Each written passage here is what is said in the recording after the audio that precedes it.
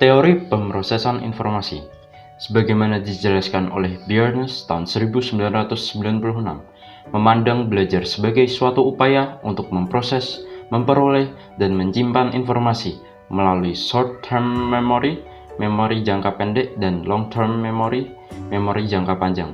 Dalam hal ini, belajar terjadi secara internal dalam diri peserta didik. Tokoh-tokoh dalam teori pemrosesan informasi. Yang pertama, Robert Gardner merupakan salah satu tokoh pencetus teori ini. Teori ini memandang bahwa belajar adalah proses memperoleh informasi, mengolah informasi, menyimpan informasi, serta mengingat kembali informasi yang dikontrol oleh otak. Yang kedua, Slavina. Teori pemrosesan informasi adalah teori kognitif tentang belajar yang menjelaskan pemrosesan, penyimpanan, dan pemanggilan kembali pengetahuan dari otak. Teori ini menjelaskan bagaimana seseorang memperoleh sejumlah informasi dan dapat diingat dalam waktu yang cukup lama. Oleh karena itu, perlu menerapkan suatu strategi belajar tertentu yang dapat memudahkan semua informasi diproses di dalam otak melalui beberapa indera. Yang ketiga, Ausubel. Beliau mengemukakan bahwa perolehan pengetahuan baru merupakan fungsi struktur kognitif yang telah dimiliki individu. Yang keempat, Ziegler dan Stevenson. Teori pemrosesan informasi didasarkan atas 3 asumsi umum. Pertama, pikiran dipandang sebagai suatu sistem penyimpanan dan pengembalian informasi. Kedua, individu-individu memproses informasi dari lingkungannya. Dan yang ketiga, terdapat keterbatasan pada kapasitas memproses informasi dari seorang individu. Manfaat dan kegunaan teori pemrosesan. A. Mempunyai misi atau tujuan pendidikan tertentu. Misalnya, model berpikir induktif dirancang untuk mengembangkan proses berpikir induktif. B. Dapat dijadikan pedoman untuk perbaikan kegiatan belajar mengajar di kelas. Misalnya, model sistemik dirancang untuk memperbaiki kreativitas dalam pembelajaran mengarang. C. Memiliki bagian-bagian model dalam pelaksanaan, yaitu urutan langkah-langkah pembelajaran, adanya prinsip-prinsip reaksi, sistem sosial, dan sistem pendukung. D. Memiliki dampak sebagai akibat terapan model pembelajaran. Dampak tersebut meliputi dampak pembelajaran, yaitu hasil belajar yang dapat diukur, dan dampak pengiring, yaitu hasil belajar jangka panjang. E. Membuat persiapan mengajar, desain instruksional dengan pedoman model pembelajaran yang dipilih. Kelebihan teori pemrosesan informasi. Dengan menerapkan teori pemrosesan informasi akan membantu meningkatkan keaktifan peserta didik dalam berpikir, sehingga peserta didik akan didorong untuk berpikir di dalam kegiatan pembelajaran. Pertama, peserta didik akan berusaha untuk mengaitkan proses pembelajaran yang menarik dengan materi yang disampaikan. 2. Guru dan pendidik dituntut untuk kreatif dalam kegiatan pembelajaran. Guru dituntut untuk menyampaikan materi pembelajaran dengan metode belajar yang menyenangkan dan menarik, sehingga peserta didik dapat menerima materi dengan baik, sehingga peserta didik akan mudah memahami dan mengingat materi yang disampaikan. Kekurangan teori pemrosesan informasi. Apabila guru tidak dapat menyampaikan materi secara kreatif dan menarik, maka peserta didik tidak dapat menerima materi yang disampaikan dengan baik, sehingga tujuan pembelajaran tidak dapat tercapai. Selain itu, apabila ada peserta didik yang tidak aktif dalam proses pembelajaran, maka guru akan sulit dalam menyampaikan materi.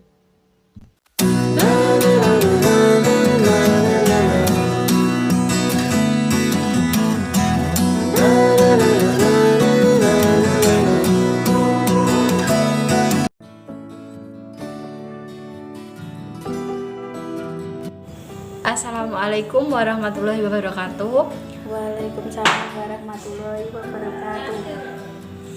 Sebelum kita memulai pembelajaran hari ini, alangkah baiknya kita berdoa terlebih dahulu. Berdoa bisa dipimpin oleh Aisyah. Yang suci, berhormat, selamat pagi Bu Guru.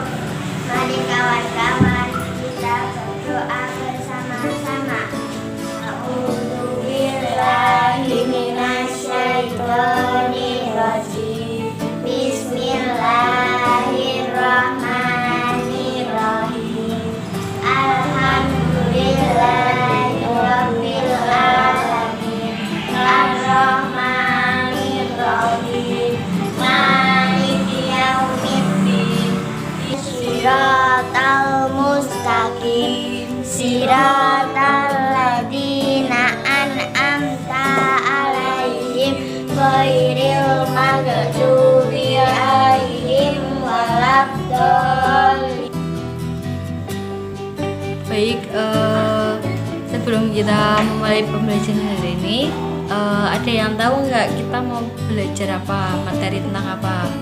Oh iya, hari ini Ibu akan memberikan materi tentang pertumbuhan dan perkembangan makhluk hidup. Iya, Bu. Pertama, materi tentang pertumbuhan dan perkembangan pada manusia. Semua makhluk hidup mengalami pertumbuhan. Misalnya, manusia yang semula berupa bayi, tubuhnya yang kecil dan belum bisa berbuat apa-apa kecuali menangis dan menyusu.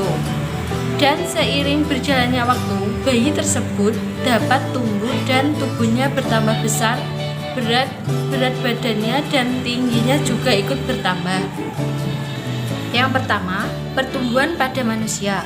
Pertumbuhan pada manusia akan berlangsung pada masa pertumbuhan, yaitu bayi yang baru lahir hingga mencapai usia belasan tahun, dan itu disebut pertumbuhan. Banyak faktor yang dapat menunjang pertumbuhan, terutama gizi makanan yang seimbang. Tubuh harus mendapatkan gizi yang cukup, dalam arti tidak berlebihan dan juga tidak kekurangan. Kekurangan gizi dapat menyebabkan pertumbuhan tidak normal, tubuh pendek, kurus, dan mudah terserang penyakit. Kelebihan gizi mengakibatkan pertumbuhan terlampau cepat, tubuh kelebihan berat badan sehingga susah bergerak.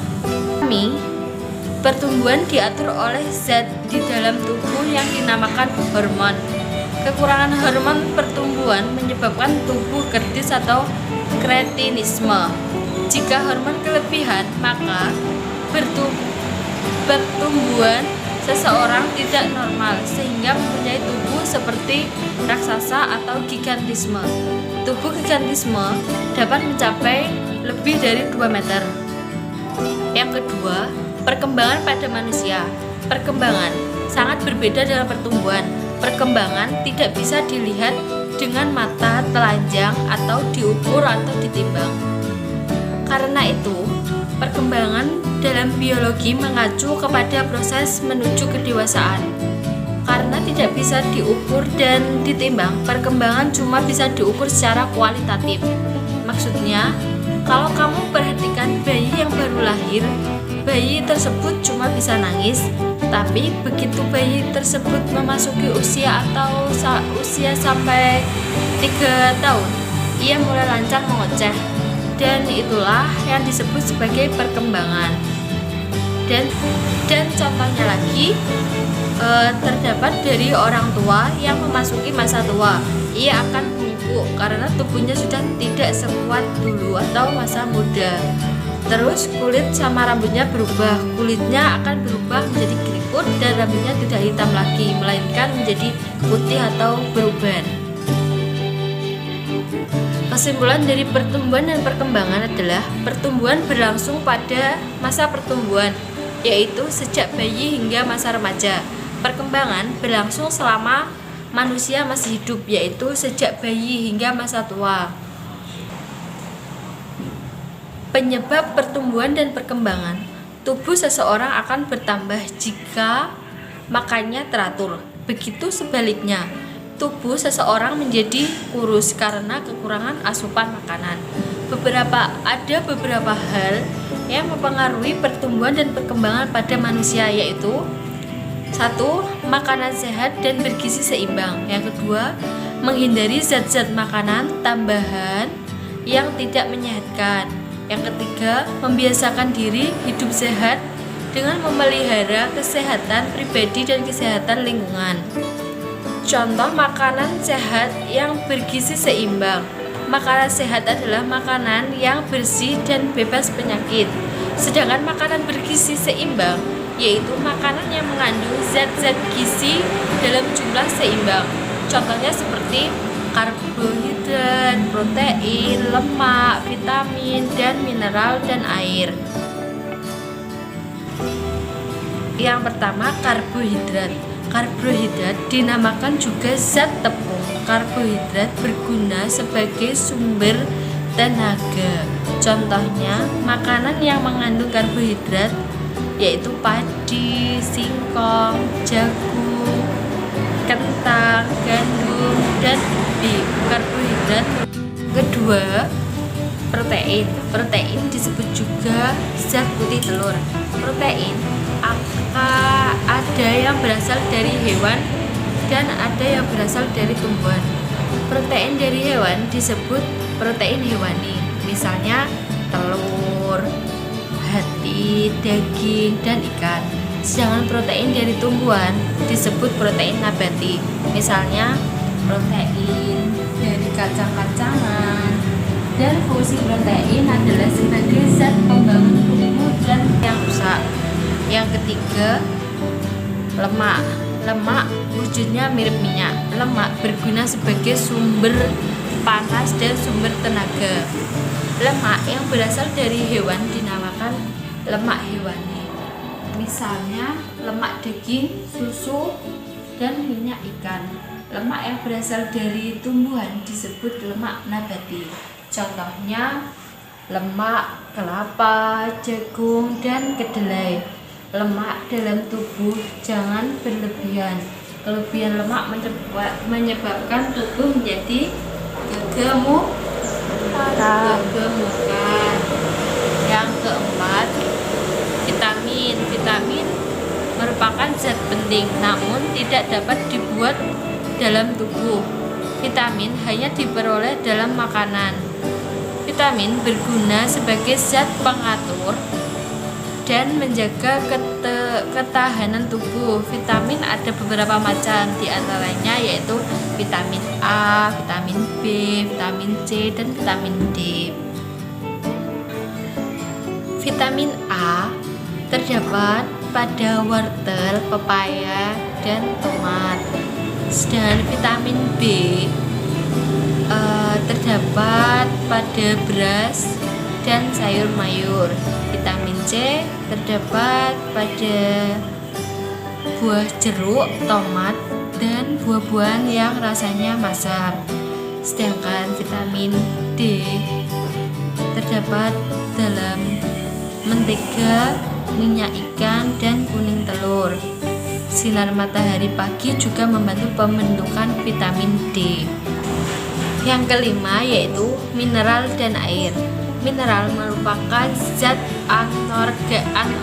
anorganik yang terkandung dalam makanan. Mineral yang diperlukan tubuh misalnya zat besi, yodium, zat kapur, dan fosfor. Mineral banyak terdapat pada sayur-sayuran dan garam. Fungsi mineral untuk memelihara proses di dalam tubuh. Kekurangan mineral dapat menyebabkan berbagai macam penyakit, misalnya menyebabkan penyakit gondok, dan kekurangan zat kapur menyebabkan tulang keropos. Selain mineral, tubuh juga membutuhkan air dalam jumlah yang cukup. Air diperoleh dari air minum. Kita harus banyak minum, paling sedikit 5 gelas sehari. Guna air dalam tubuh adalah untuk melarutkan zat, menjaga suhu tubuh, dan membentuk cairan tubuh. Kekurangan air menyebabkan tubuh lemas dan kehausan. Baik anak-anak, setelah Ibu menjelaskan materi tersebut, apakah ada yang ditanyakan? Tidak, Bu. Kalau tidak, Ibu akan mengasih kesimpulan untuk pembelajaran materi hari ini. Kesimpulannya yaitu makhluk hidup mengalami perubahan bentuk volume yang tidak dapat kembali ke bentuk semula atau awal yang dinamakan pertumbuhan, dan makhluk hidup juga mengalami proses kedewasaan dan matanya organ reproduksi yang nantinya menghasilkan keturunan yang dinamakan perkembangan. Dan proses pertumbuhan dan perkembangan memiliki faktor yang mempengaruhinya, yaitu faktor dari dalam maupun faktor dari luar. Begitu banyak contoh pertumbuhan dan perkembangan yang terjadi di muka bumi ini. Salah satunya yaitu terjadi pada manusia.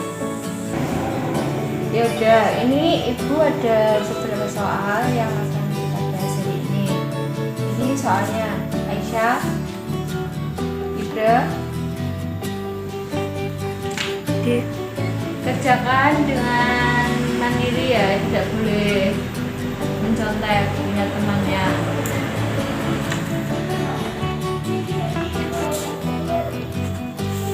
Coba tak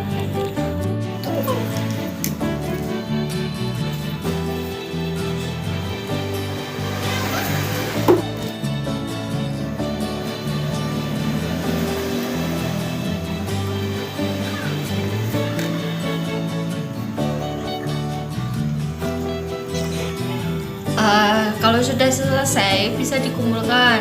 Maju. Ya, Bu. Aisyah. Ibra mana Ibra? Toilet. Yaudah sini kumpulin.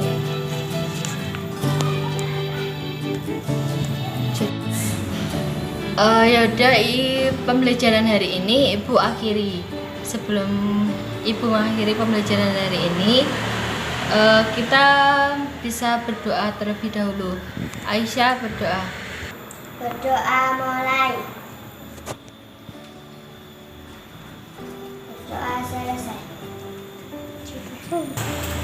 Yaudah, Ibu akhiri. Wassalamualaikum warahmatullahi wabarakatuh. Waalaikumsalam warahmatullahi wabarakatuh.